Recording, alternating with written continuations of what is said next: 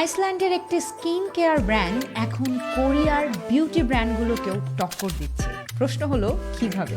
আমরা সবাই জানি কোরিয়ান বিউটি মানেই 10 step skin care routine, sheet mask, সুন্দর প্যাকেজিং আর ট্রেন্ডি লুক।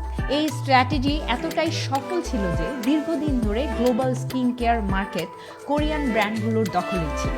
কিন্তু আইসল্যান্ড এখানে একটু আলাদা পথে হেঁটেছিল। তারা নতুন একটি ব্র্যান্ড তৈরি করলো, সেটার নাম হলো বায়োফেক্ট। এই ব্র্যান্ডের মূল শক্তি কোনো ফ্যান্সি প্যাকেজিং বা অতিরিক্ত মার্কেটিং নয়, তাদের আসল শক্তি হলো পিওর সায়েন্স। বায়োফেক্ট বার্লি প্ল্যান্টের ভেতরে থাকা হিউম্যান গ্রোথ ফ্যাক্টরকে বায়ো ইঞ্জিনিয়ারিং করে তৈরি করেছে বিশ্বের প্রথম প্ল্যান্ট বেসড ইজিএফ সিরাম।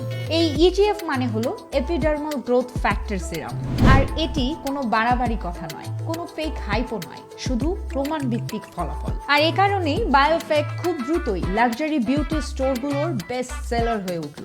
কোরিয়ান ব্র্যান্ডগুলো যেখানে আবেগ, ট্রেন্ড আর ফ্যাশনে খেলেছে, বায়োফেক্ট সেখানেই খেলেছে এভিডেন্স আর সায়েন্স দিয়ে। আর এখানেই তৈরি হয়েছে আসল পার্থক্য।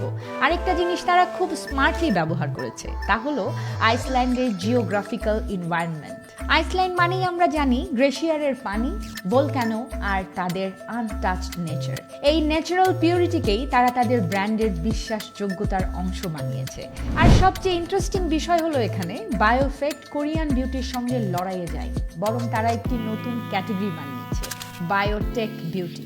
যত লাউড হবে তত বড় ব্র্যান্ড হবে, এটা সত্যি নয়।